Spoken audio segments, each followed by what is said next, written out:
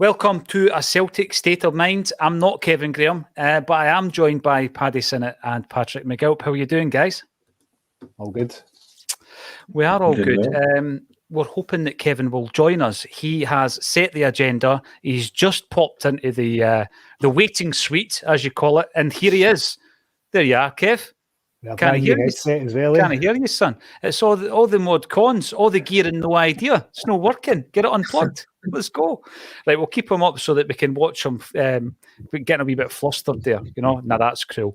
Okay, let's talk Celtic. Let's do a wee bit of that. Yes, you guys were just talking about the cup final. I hear, Patrick, your cup final tickets just came in. It has. It's literally just arrived about 10 minutes ago, so pretty delighted with that and obviously looking forward to the game. Right, no, absolutely. Anybody else in the comments section whose cup final ticket has come in, let us know. Kevin, you're listening in, so once you sort out your issue, just get yourself back into the stream. You've got the power, man. You've got the buttons. Paddy, what about yourself? Are you going to be at the cup final? Are you going to be able to? I won't be, sadly. No, I don't have that luxury of getting a ticket. I need to tap up a young man there for his contacts to see if we can get one. But no, unfortunately, I won't be there. This is the thing. There's a few in this Acsom group who have got the contacts, Paddy. You've just got to chip away at them. Mark is straight in there looking at the headline, which of Giakoumakis' attributes will be we miss the most. This is something that Kevin Graham wanted to talk about. Mark reckons it's his ability to use Instagram. Now, let's go back to a discussion we had way back where a couple of Celtic players were getting themselves into a bit of hot water, Paddy. And we had a conversation on here, it's probably a year ago, maybe longer, where we said, we think Celtic players should not have access to their own social media pages. And people disagreed with that on the comments. We felt that they should be managed by somebody, a social media manager at Celtic, to protect their brand and all this kind of stuff. What do you make of this? We've had it from Julien. We've now had it from Giakoumakis. Leaves a bit of a bitter taste in the mouth, doesn't it, Paddy? Yeah, it's pretty poor. I think when you look at guys like Moussa Dembele, he's still very popular with support.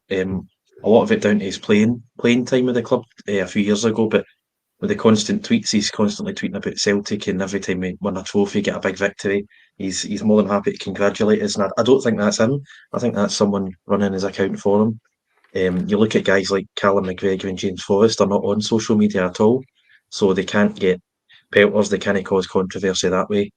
But as you say, you look at guys like Julian and Giakoumakis who are post quite a lot, and quite outspoken guys. Julian used to write big paragraphs about hoops upside your head and all that sort of stuff. And I think Mikey Johnson's liked a few dodgy tweets in his time as well in the past couple of years. So I think it's best, if you're going to be on social media, let someone manage your activity for you. And if you're a player who is going to garner all this attention, probably just make a private account that nobody knows about if you really want to read up in the news and stuff. Yeah, and maybe just put your pet cat or something on the avatar. I mean, you spoke about Mikey Johnson liking tweets. What was it Gary Neville called it? A clumsy like. That is what it's now known as, if you clumsily like an inappropriate tweet. Kevin Graham, can you hear us? Hello, can you see me? You're back. More importantly. Yeah, we can. I just waffled for the first 5 minutes, Kev, but I'm going to pass it over to you because people tune in on a Wednesday want to hear from the poet formerly known as Kevin Graham. So enjoy the show and I'll catch up with you tomorrow. No problem. Thank you, Paul. Apologies to everybody that I was late, but I did kind of have a bit of a nightmare there trying to get my microphone to work. Everything else was fine, but the microphone just decided that it wasn't working, and it didn't matter how many pairs of headphones that I tried, it just wouldn't work. But then I worked out what was actually going on. What have I missed? Funk Soul Brothers, what have I missed? We were just gabbing about social media and Celtic players' inability to use it properly. Does that probably sum up a wee bit? Just touching the cup final as well. Touching the cup. I heard the bit where you've got a cup final ticket, Paddy. Young man has it. I do. I've got the contacts, apparently. I've got the contacts. You've got the contacts. He's in the know. You and Declan, I bet you Declan's going.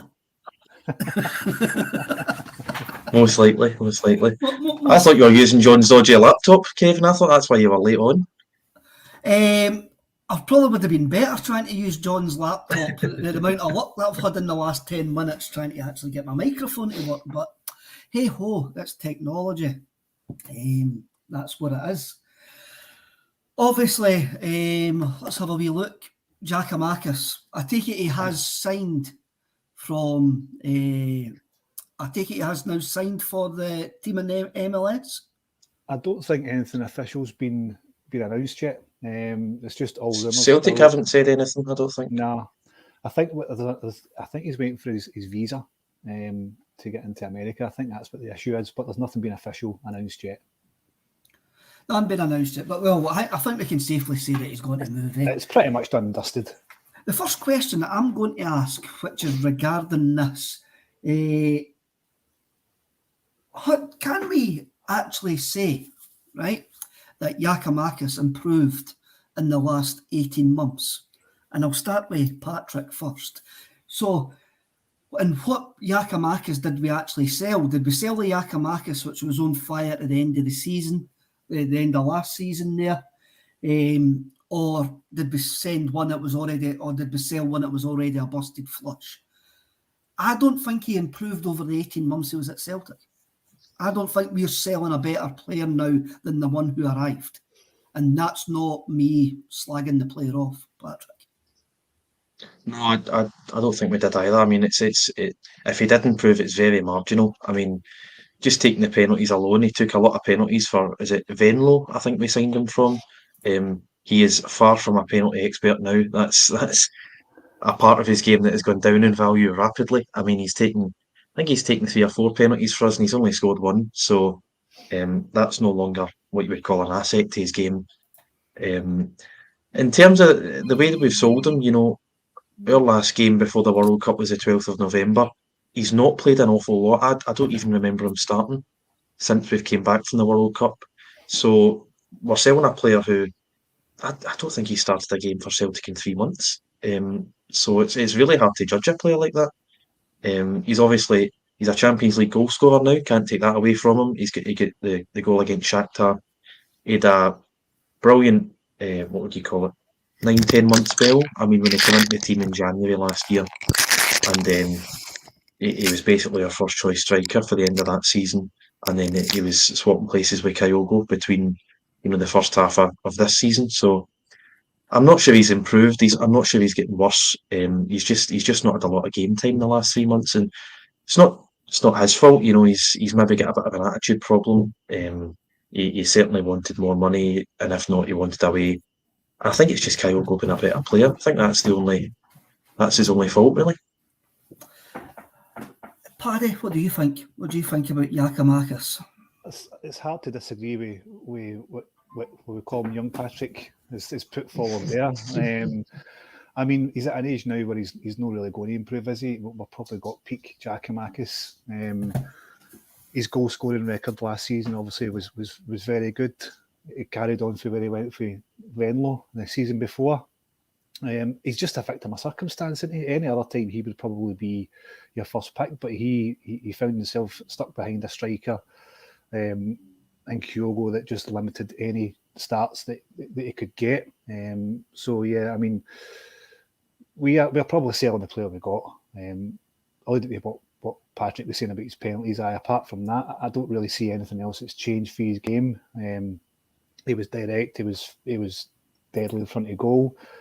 But I think you yourself even mentioned, was it last week, Kev, that it was an empty jersey outside that 18-yard box, and that's not a slight on him. That's just his game.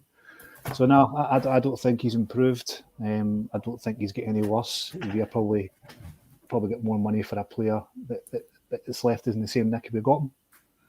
Definitely, Daniel F comes in. As much as he annoyed me, we would not have won the league without him. That's true. With Kyogo being out for the League Cup final until April time. No, well, 26th of December till April time. He was better than Kyogo in the Champions League. I think he got better. I would probably argue, was he better than Kyogo in the Champions League? He scored. He scored. That's pretty much it. But what other impact did they have in the Champions League? Probably the same as Kyogo, apart from the goal. I think both of them were poor in the Champions League. I'm Yep. not going to deny that. The Urban Kulche, GG was great value, but we move on.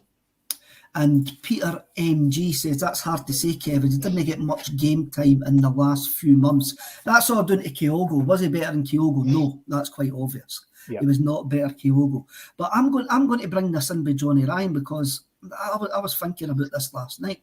Absolute rubbish. The guy was a goal scorer. He was. And I think we will miss him because the little that I've seen of I think I've already seen enough of to say that he's a completely different footballer than Giakoumakis. There was a time you've seen him more outside the box, and I think if you add up O's minutes, it's going to be something like 20 odd minutes maybe. But you can see that he's got a football intelligence. So when he came on Sunday there, he played a ball at the edge of the box and went on the overlap, where if Giakoumakis would have played that pass, Giakoumakis would have went to the near post. But O went right on the overlap to actually give his teammate an option. I think I can safely say that O will need to develop Giakoumakis' striker instinct, but he's going to offer far more to the team as a player. But for Giakoumakis, we are going to miss Giakoumakis standing in that box, sticking his head on Hangs Patrick. I think we are, because the little that I've seen, he's a completely different style of player. Yep, definitely. And as you say, he's more, I think you said it last week as well, in the Dundee United game when he came on for 12 minutes or so, he likes to drift wide, and he's not that sort of towering central figure that Giakoumakis was. Giakoumakis was very much a sort of 6-yard box penalty spot striker. He wasn't very effective outside of the 18-yard box, but in the box he was quite keen, and he was quite good at getting his head or his foot on a lot of things. And I think we were all sort of fascinated when he first started scoring for Celtic. His first 9 goals was a first touch. Getting on the end of balls, getting on the end of crosses, and it's what he was so good at. But I don't think me personally, I don't think I've seen enough of O to say he's going to be better or worse. I think it's a bit similar to the Jovanovic-Johnson deal in a way, where it's certainly a different player. He's got different qualities, different weaknesses, but he's younger, and I think it's too early to say whether it's an upgrade or a downgrade. But you've got a younger player who Ange's certainly excited about, and hopefully will be just as good a player, if not better. I'm not saying it's an upgrade or a downgrade. I think right away I've seen differences in his mobility. I've seen differences in what he's trying to bring to the game. My father-in-law says to me on Friday night, he says Giakoumakis played for himself. And I never really thought about that. But now that started going through my brain. I'm going, you're probably quite right there. He did play. Giakoumakis played for Giakoumakis. He would play the ball on, then he would get in the middle of the box and score. That's what he was there to do. And then maybe, again, Paddy, O's trying to learn our system.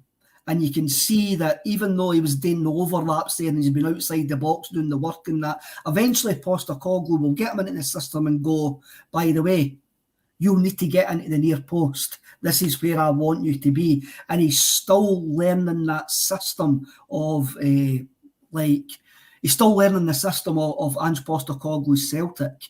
But I like his movement. I like his physicality. I like his touch. It looks like he's got a bit of football intelligence about him. But as somebody's just came in there, I don't think I've actually seen David see there. It's there. Giakoumakis' header at Tynecastle was tremendous. Will be different, but a great player for Celtic. I'm worried for now to the end of the season we're going to need somebody to do that Giakoumakis stuff in the box.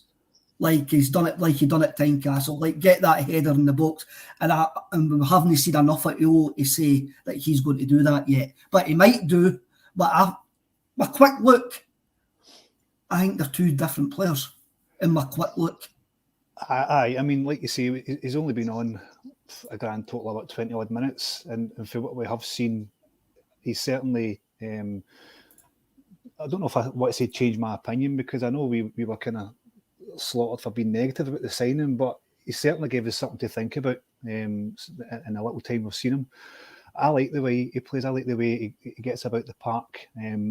Well, I think against Dundee United as well, he was quite keen in getting into different sections. I think he even ended up in the right wing at some point in Dundee United. He was getting himself about there. It was a great boy put across for... Aye, it was the last minute. Last minute, aye. Aye, that's right. So he does put yourself about. It's too early to say whether he's going to be good or not, but he certainly does. I'm nailing my colours to the mast that he's a completely different player. I am nailing my colours to the mast that he's not a like-for-like replacement. Oh, I think he's not, definitely not. But what I mean, it's too early to say whether he's going to be successful or not. But for what fair indications are, he does look a bit of a player. But I just want to go back to that point that we brought up there. The commenter said that total rubbish. Giakoumakis was a great goal scorer. That wasn't the question. The question was he a better player? Nobody's denying he was a great goal scorer. He was deadly in the box, like you said. Many goals he scored with his first touch. So we're not slagging Giakoumakis off. All we were saying was he didn't leave a better player than he came. But as for time will tell. But early indications, looks like a decent player, a handy player. He does that, and I'm just worried, because we Patrick, I think we got quite blasé as a supporter. I did anyway, as a supporter, going, we're losing these players, but we're bringing guys in to replace them. We've lost Josip Juranovic, who his country got to the semi-final of the World Cup, and he was part of that team, and we've sold him for a pittance to Union Berlin. And yes, we're bringing Alistair Johnson. I'm still going to admit, Alistair Johnson has looked solid enough, but he's still integrating into that side. And Tony Ralston, who was the best right back at the club, has been out injured, and he's got to come back for injury. So it's a massive hole there, Juranovic leaving. And when I think back to the games that we brought Giakoumakis on, the games that he done really, really well, it was the games where we were struggling to break down mobs. And he was there going, right, I'm just going to stand here and be the battering ram. I'm going to give them an absolutely different option for what Celtic have got. And I think we're going to miss that. I do. I think we're going to have enough overall to be fine with it. But I think there's going to be one time between now and the end of the season we'll be going like this. See, by the way, we need Giakoumakis here to actually batter that down. And I'm just preempting folk because I ken that will happen in a post game. And I know it will happen in a post game. And it is going to happen because, as I've said, I think O looks a completely different player. I think we might, yeah. I think it's entirely possible we'll need that. But, it's a difficult one because I don't think you can keep a player around for maybe 5-10 games a season when we need a battering ram. The majority of the time, we're dominant on the ball, we're playing in their final third, we're creating plenty of opportunities, and we're looking to move the ball quicker, and we're effectively trying to pass it into the net, cut it back and give ourselves some good chances, easy finishes and stuff like that. And I think, the way that Postecoglou wants to play, I think having a guy with pace, having a guy who's good in the ball, good outside the 18-yard box, I think will make us better in the system that we want to play. And I know we have these tough games, and I think back to Ibrox in April when Giakoumakis was crucial in holding up the ball and giving us a foothold in the game. But I'm not sure you can keep a guy like that around, especially a guy with Giakoumakis' mentality, I want to say. Because, I mean, you've got to remember, this is a guy who, if he wasn't getting 50 grand a week, he was wanting to leave. And there's not a lot Celtic can do in that situation. So I think it's worthwhile having a striker like that around, somebody who can hold the ball up, be a battering ram, win some headers. But I'm not sure we need that in 50% of our games, in the games that we play. That's what I was about to say. Is this has just been the Scottish football snobbery here, that you need a big lump up front, that you need a Curtis Main to go up there and actually batter the lumps out of the centre halves? Is that us just reverting to type there, Paddy? Well, I was going to say, how often have we needed them to do that role? I think against St Johnstone, when he got that last-minute goal, most of our play comes from, or most of our goals come from, I don't know, the football that we play. So I don't ever recall. I mean, if what you're saying is right, if he's not a start for 3 months, we've not really struggled in 3 months to break down teams. Apart from, St Mirren was September, wasn't it? The defeat against St Mirren. I think we averaged 3 goals a game, so we've not really needed that option. It's never been one that we've relied on. So in terms of that, I can see what Patrick is saying there, young Patrick is saying there, that you can't keep him around just for having that option, because he clearly was unhappy at the game time he was getting, and obviously the money he was on. And as we've seen before in the past, keeping players around that aren't happy just for having that option just doesn't work. It causes more problems than it solves. I'll still stand by my prediction, Paddy, that he would have been off in the summer anyway. There's no doubt. I think he would have improved in the summer. Aye. And when you look at the strikers that we had, he was probably going to be the first one to go, because I didn't think there was any improvement left in him. I didn't think so. I can't argue with that. And I don't think we've actually sold a better player. I don't think he's came to us improved and moved on. I think he's came to us, stayed the same, and he's took another sidewards or even a downward step, because we've got more money for him, so it's a win-win. And we've ended up getting more money for him, so that's a win-win. Mo comes in. Kev is a fantasist. I'm really Mo. But you put up a comment, actually, that's it, saying I fancy a pint. If you're going to the bar, get Paddy and Patrick a pint as well. If you're going to the bar, get me an iron brew, since I didn't drink. So good lad. Move on. We may as well talk about the squad. Paddy, I noticed you had up at your site that Hart, Moy and Turnbull are in the last 18 months of their contract, or they'll have a year to go where the year to go in the summer. Yeah. I look at the 3 of them, and for me, we need to get Joe Hart's replacement in the building. He's either in the building or he needs to be brought into the building in this summer. Out of those 3, I'm going to leave Aaron Moylan out, because I think he would be very, very easy to deal with. Turnbull, I think, has got a decision to make in the summer, but I'll leave that to the coaching staff. But for me, with Joe Hart, and this was not because he was getting blamed for the goal on Sunday there against Dundee United.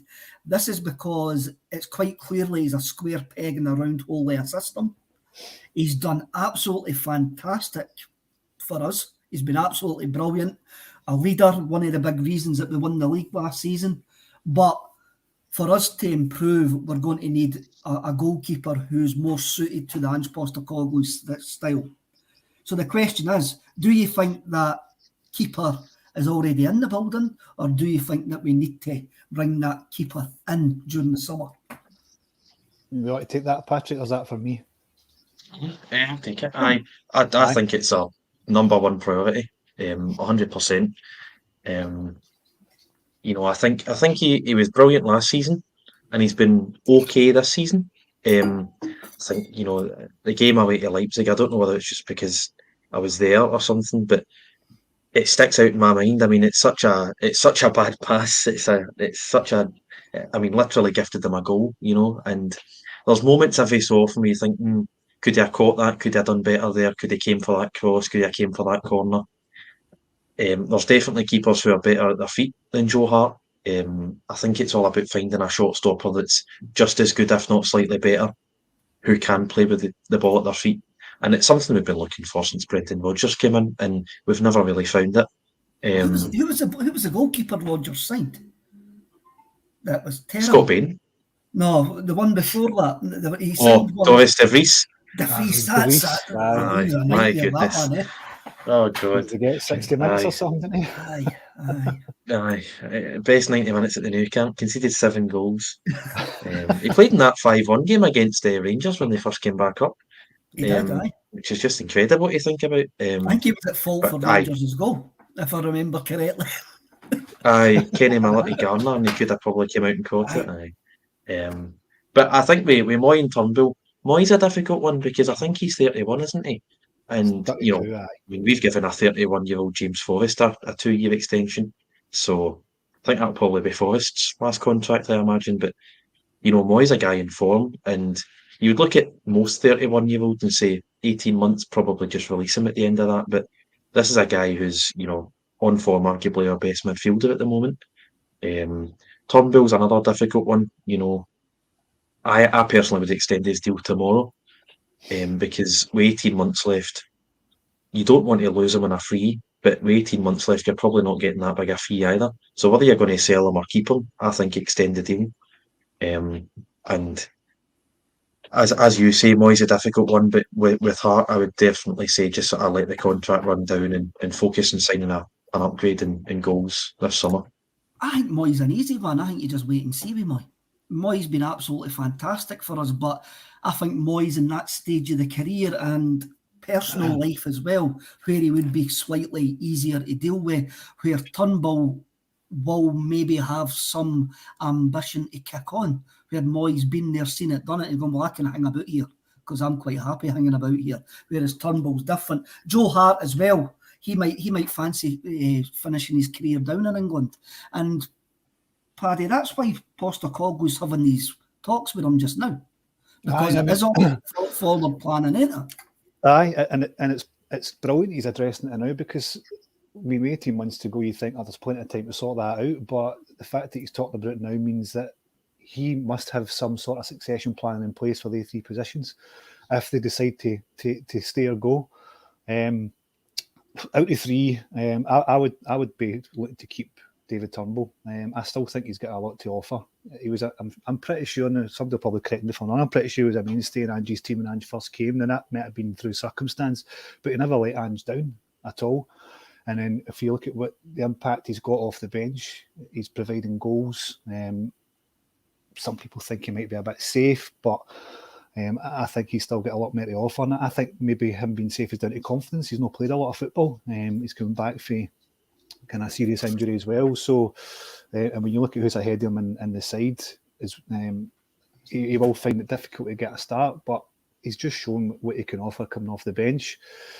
Aaron Moy, 32, then his deal's probably going to be pushing 34. I think he's one that's going to probably leave, and he won't get an extension.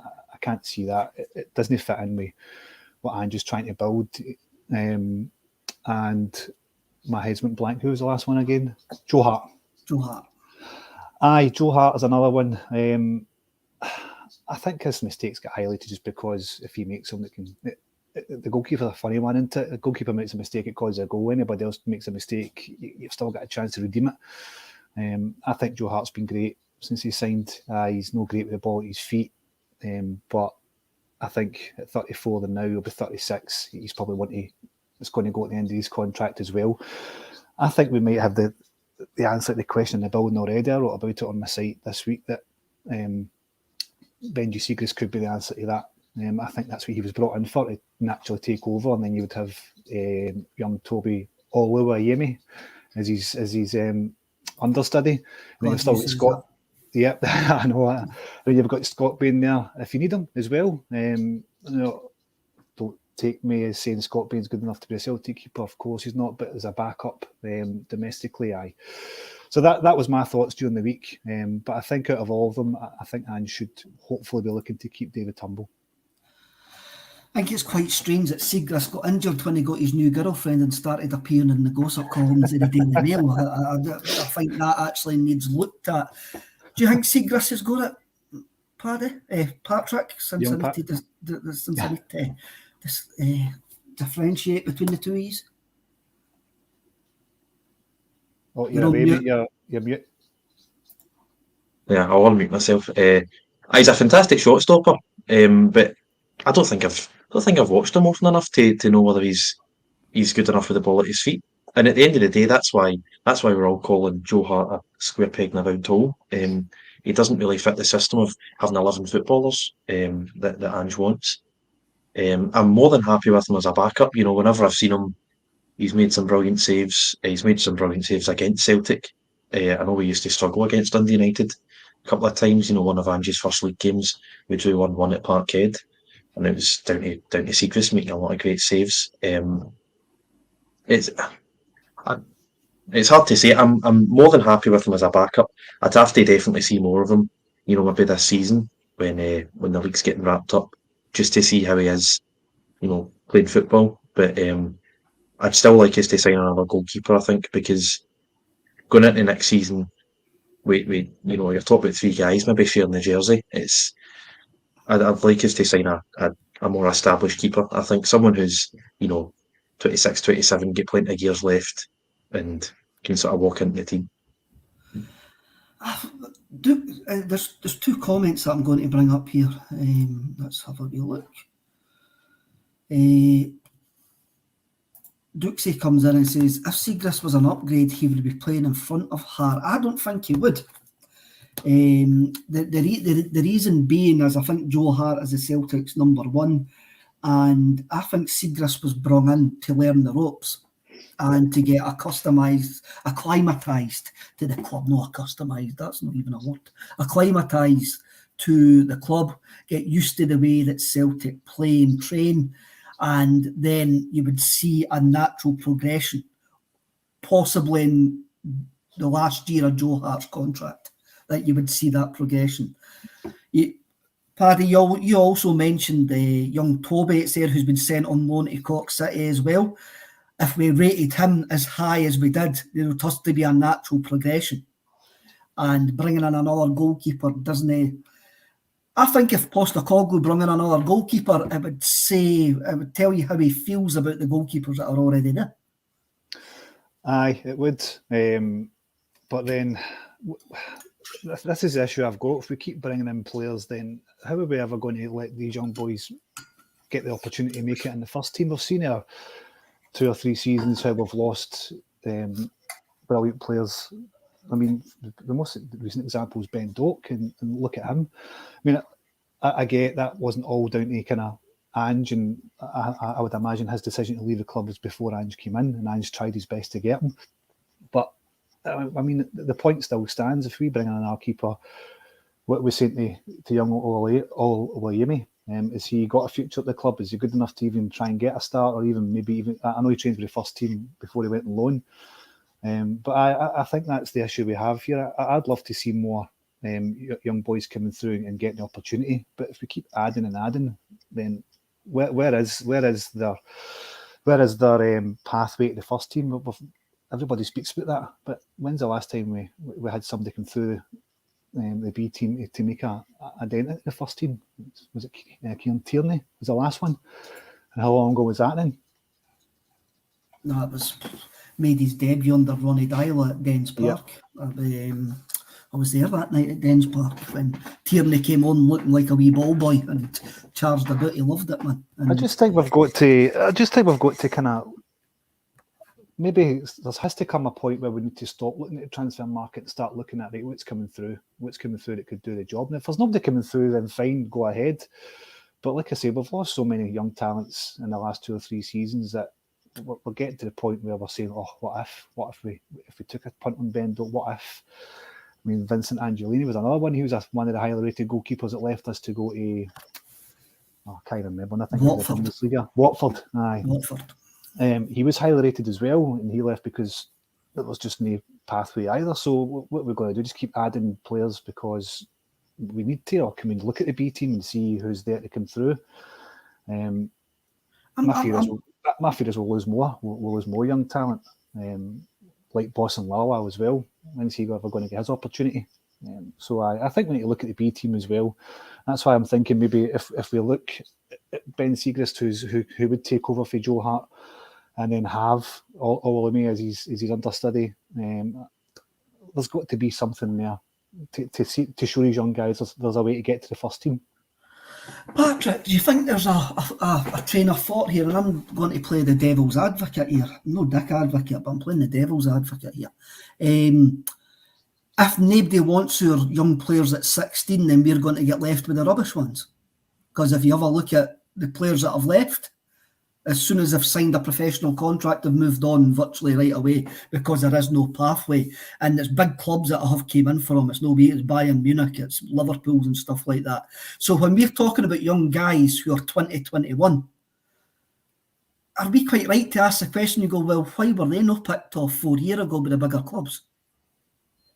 Is that a fair question? Or I'm just being a wind-up merchant? Forgot to unmute myself again there. No, it's a fair question. I think it's I think it's been a bit of a blind spot for us recently that, guys like Welsh have come through, but I don't think Welsh is good enough to get ahead of Carter Vickers or Starfelt. No. Mikey Johnson's away, Victoria Guimarães in Portugal. Ralston's came onto a game, he came through a year or two after Tierney, obviously struggled for ages, and he's now, he's competing for the right back spot. Those are probably it in terms of youngsters that have come through. It's hard to say. I think you're right in what you're saying though. There's a lot of guys who are going at like 16, 17 to other clubs. I remember we had a midfielder that left 3, 4 years ago to go to Bayern Munich at the age of 17. Ben Doak at the age of 16 went to Liverpool.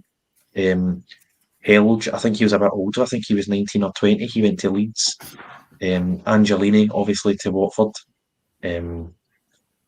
It's a difficult one. I think it's pretty difficult to keep a hold of guys like Ben Doak if he got game time for Celtic, but 6, 8 months down the line, he's now getting game time for Liverpool, and he's on 20 grand a week, and he's training with the best coaches and the best players in the world. I think it's hard to keep guys like that at the club, but guys like Helge who never really get a chance, going to Leeds, changing their manager after 12 months, could potentially go down this season.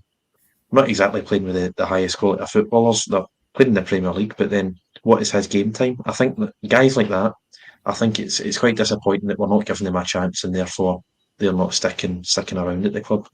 And as you say, it ends up being we've got a bunch of 20-year-olds, 21-year-olds who no one's decided to take a punt on, so we're left with them, and it looks as if the academy is failing because we've got a team of 20-year-olds, 21-year-olds who aren't good enough to make the step up to the first team because we've already lost all the guys who were good enough. So it's a conundrum. I'm not sure. I'm not really sure what the solution is apart from giving these 16 and 17-year-olds more game time. But then that's a risk in itself, isn't it? That is a risk in itself. I mean, you talk about people saying we're playing St Mirren, Paddy, who are an informed top flight side on Saturday in the Scottish Cup 5:30 kickoff, and you're saying to yourself, "Oh, you'll need to make changes to that." He made changes against Morton, and I pointed out there were 6 players in that team started the second half that had only been at the club 6 months. And you're like, well, where do you actually bring the youngsters into that when you've got guys who are first team squadders who still need the game time? I think it's a bit in the transition side here. I think we're still in transition where we will be looking to where Ange is looking to the transfer market to get him where he wants to go quick. But as Juan Douglas rightly points out, he says a couple of weeks ago, Ange just said he expects to promote from the youth team within the next 12 months. I think that's a point. At this precise moment in time, he is building, a culture. And he's bringing in players to build a culture. And once that culture is implemented, then that will drip feed down. And that's when the young guys will then start making the step up. I found it interesting that he's saying that he's already seen improvements with the fact that the B team are training with the first team. And they're doing the exact same things as the first team. And I don't think it's too much about the level that they're actually playing at. I think it's about what they're actually learning is more what Postecoglou's looking at. I don't think he's even that bored if they win games. I think it's just more what they're actually learning. And I think sometimes, you remember the famous Wally McStay reserve team that won 9 titles in a row and everybody's gone, they were great. There was no money broke through for that. It's no about winning stuff at development level. It's about developing guys that come in. Building a legacy, isn't it? You're looking to build a legacy, but we've been trying to do that for I don't know how long now. So if that comment is right and Ange is looking to bring in players for the next 12 months, then or youth players in the next 12 months, then that's great. Not only has he built a culture, then the man has built a legacy as well. Because if that's the case, then we should hopefully see some more players making the grade and coming through to the first team. But do you know, it is a hard one because we're sitting here saying we should give the young ones a chance. We've got a Scottish Cup game coming up on Saturday against St Mirren. That's probably not the time to do it either. That's not the time to bring in a young player to see how they do. Maybe against Morton it was. We're at the point of the season now where the trophy is king. We're looking for, hopefully, touchwood, going for a treble. I wouldn't want to risk that by doing experiments and hoping that a young player can step up and make it into the first team in a cup game. So it's a hard one.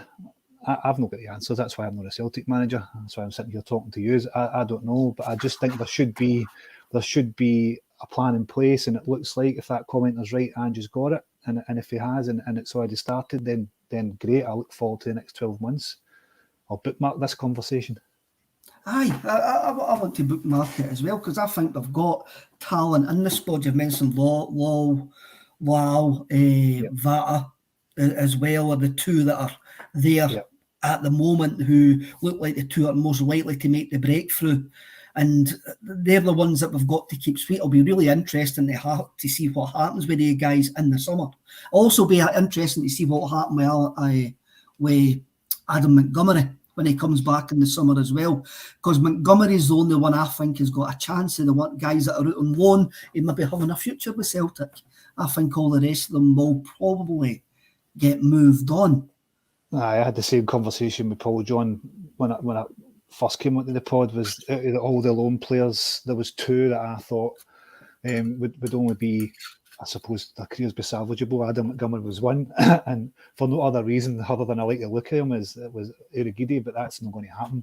I just like the look of the big guy, but he's not got it. But Adam Montgomery is one I said that I think that all of them is the only one to get a future, or the chance of a future at Celtic. Aye.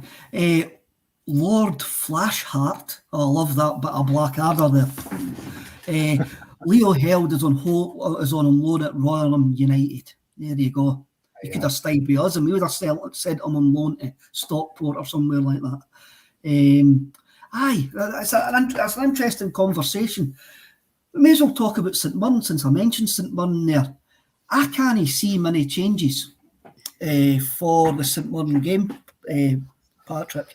I can't. Again, they're playing a top-flight team. There will be the usual changes that Ange Postecoglou makes, but the team it plays will be a team will go, that they should have enough to take care of St Mirren. You would think so. I mean, this is a team. I mean, we've struggled against them recently. You know, we obviously lost 2-0 in September, and they were the last team to beat us at Parkhead. But with fans in the stadium and with a bigger pitch, and you know, we are in a good run of form at the moment. I don't think there should be any problems. You know, this is one of the few games of the season where I don't think we should be sort of having youngsters coming through. It's one of the 5 cup games we've got left. Hopefully, fingers crossed, 5 cup games we've got left where you need to win it in 90 minutes. You can't say, "Oh, we're unlucky today, drop a few points, and you know, we'll still win the league at a canter." If you don't win it in 90 minutes, you're out. So I think as long as we're on our game, I think we'll be absolutely fine. They've only won once at Celtic Park in 32 years or something, so I don't think there should be any issues. But as you say, you know, team kind of picks itself apart from 1 or 2 players. I think you said at the top of the show as well that, you know, Ralston, he's injured, Jovanovic is away, so you're sort of weak at right back, and then Bernabe wasn't on the bench at left back, so that's maybe an area of concern. You know, not having backup for these full back positions, but I think that should just be a short-term worry. I think, you know, long-term, I think we should be sorted. Paddy, what do you think that Ange Postecoglou will do for the weekend? I don't think there'll be many changes, if I'm honest. I think what we've witnessed in the last couple of weeks is he's only really tweaked a couple of positions, and it's either been the central midfielder or the wide men. I would imagine the team, barring injury or anything that happens from now until Saturday, will be the team that starts on Saturday will be the team that started at the weekend there. Maybe O'Reilly can in for Moy, but I don't really see much changes, to be honest. The team's on fire, they're playing well. They were excellent against St Johnstone, so I don't really see much in the way of changes. I think we've enough quality to get ourselves into the next round. I think we'll have it. It's a bit strange to start talking about that game in the middle of the week, especially it's 5:30 on a Saturday night. There's quite a lot. There's 500 watching, so can you please hit the like button? I can't see how many likes that we've got. Can you please like and subscribe if you like what we're doing? Even if you didn't like what we're doing, just please hit the like button, because it helps the people on the channel that you do like. I want to keep on St Mirren, but not the game.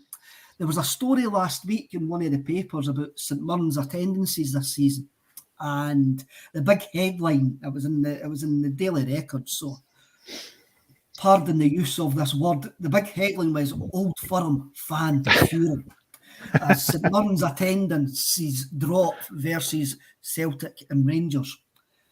So basically the premise behind the story is, I'm only going to talk about us, is when Celtic were beating off St Mirren earlier on in the season, which was September, I think, that is only St Mirren's 7th top attendance this season, right? They've got more for games against Kilmarnock, Hibs and Aberdeen. And those 3 teams have also got more against Rangers as well. So they've got nearly 1,000 more against Aberdeen than what they did against Celtic, right? So the thing with the story was, the pitch of the story was, this proves that St Mirren's idea to reduce Celtic's tickets didn't work because their attendances didn't grow, blah, blah, blah, and it shows. I thought it was a load of rubbish, actually. I thought that narrative was absolutely a load of crap. The reason being, St Mirren are doing well, right? They're coming up against Kilmarnock, who they see as a derby rival for some bizarre reason, which I don't, somebody for that neck of the woods has got to, I think Kilmarnock's in Ayrshire, they're in Renfrewshire. How is that a derby? I haven't got a clue. I thought it was Let's get Shire at the end of it. I thought it was Paisley and Greenock. I mean, I didn't care about all these West Coast things, so somebody will need to enlighten me on that. So they've got Kilmarnock, a team they see it's their rivals. They've got a big crowd. They're playing historical big teams like Hibs and Aberdeen, who are both ranked rotten. So the fans have went, we've got a good chance of getting a result against them, and they've went to the game. Also, the games against Hibs and Aberdeen and Kilmarnock, they're paying about £8, £9, £10 less to get into the games than what they are against Celtic. So it means nothing. It means absolutely nothing that they've got higher attendances there. They have still cut their nose off to spite their faces, but the facts that the Daily Record try to bring up there, no, it just shows that supporters like to go and be entertained and hopefully see their team winning a game of football, Paddy? Do you know what I'd like to know about? Do you know how, was it called the Help a Buddy scheme or something they started at the start of the season? I think it could. Does that figure include the money that's been, so for example, if another St Mirren fan buys a ticket and they spend another £30 on their ticket to help mitigate the Celtic fan losses, does the attendance figures include that as well? Does that count as a ticket sale? It doesn't count as a ticket sale, I don't think. I think it counts as a donation. Aye. Well, do you know what? I do believe they're cutting their nose off to spite their face. I mean, St Mirren are going great guns this season. They're the 4th in the league, I think. Mm-hmm. Is that right? Or 5th, just maybe behind Livingston. I can't exactly remember. So that'll be why their attendances out with us has gone up. So, like you say, they've got a better chance of beating these teams around about them. I'm not too sure about the whole.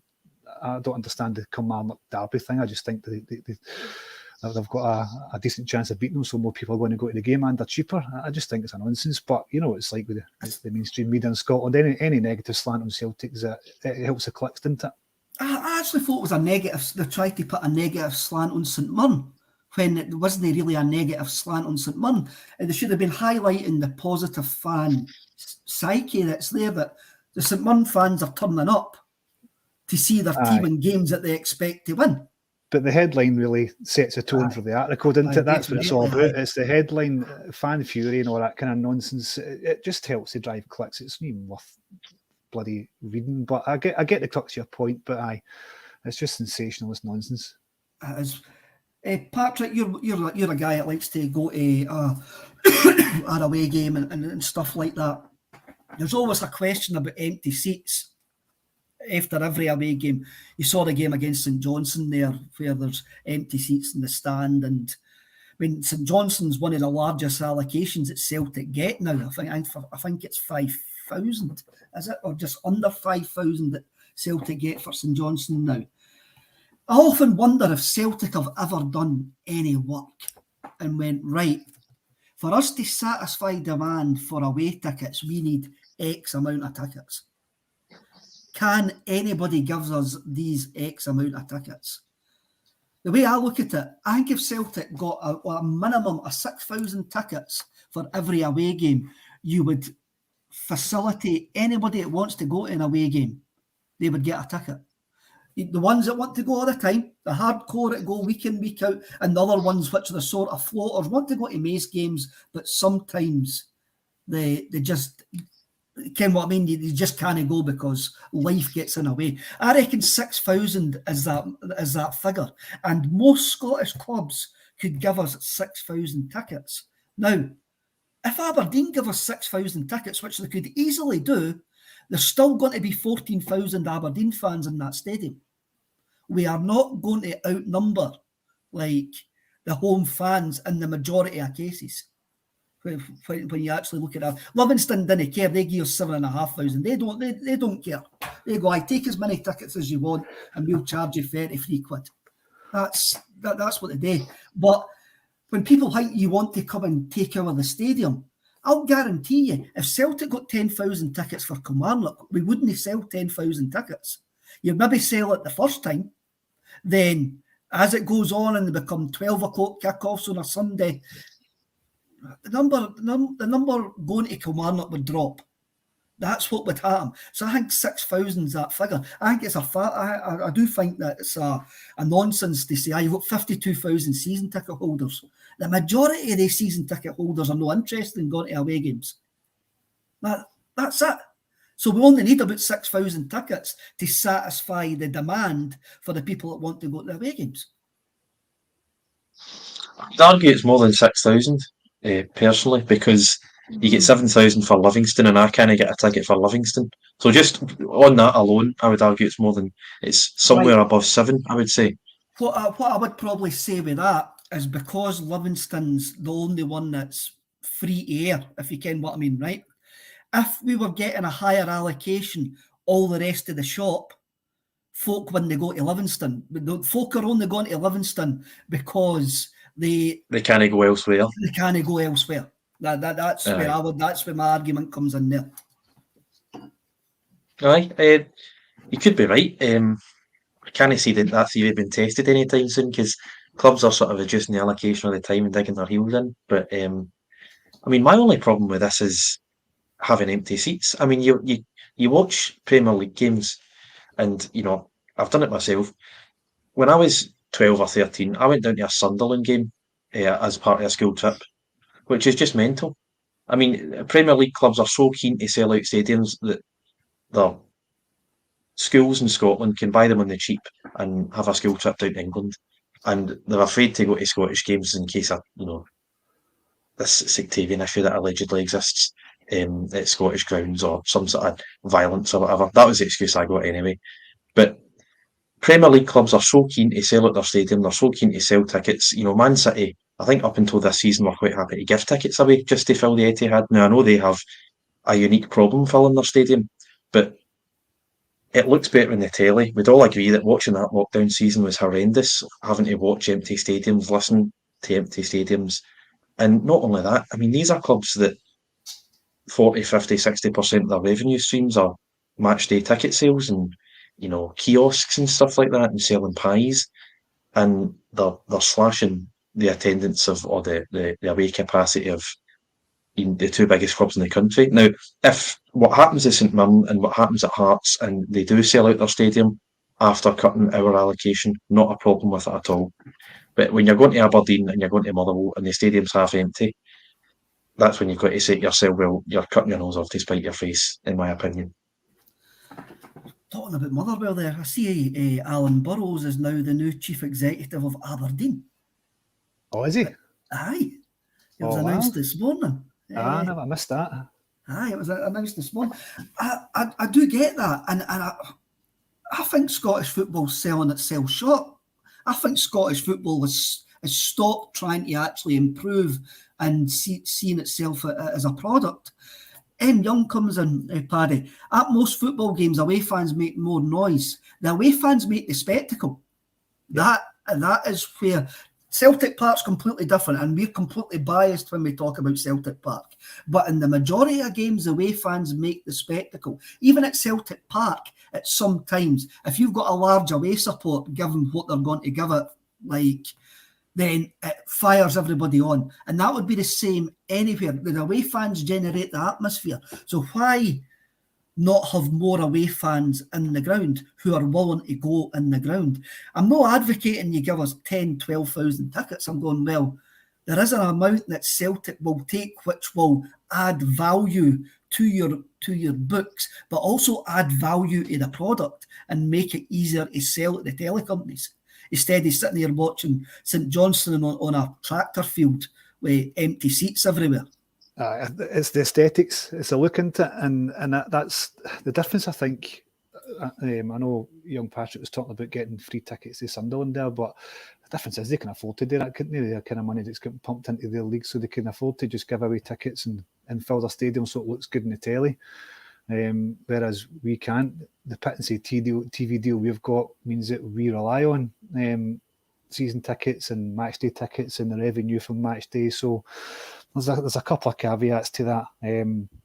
But Scottish football as a whole, the governing bodies just got they've got this thing about self-harming the game. They don't seem to. There doesn't seem to be an appetite to improve the game. There doesn't even seem to be an appetite to improve the marketing of the game. And it's something that I think we've been neglectful for years and years. I mean, since I was a boy, it's never been marketed properly. I don't really know how we get around that whole situation. The clubs, some of the clubs' chairmen are just digging their heels in and they're trying to build their own supporter base, which is fine, but it's clearly not working. We've seen it on Sunday on the telly against St Johnstone, and it just looks shocking. It looks poor. I don't think they want to have serious conversations. No, there's no appetite. I don't think they want to have serious conversations. They're just actually like plodding along. Yeah. Like they're currently doing, like abiding a wee hardcore element of their support who will not give up their season tickets for Celtic fans to go and actually sit in the seats. And they go, your £250 is more important than the £250,000 that we can actually make by moving you at that stand. I mean, St Johnstone the other week, there was only 300 fans turned up for the cup tie against Rangers because they gave Rangers that the stand across the face of the goal.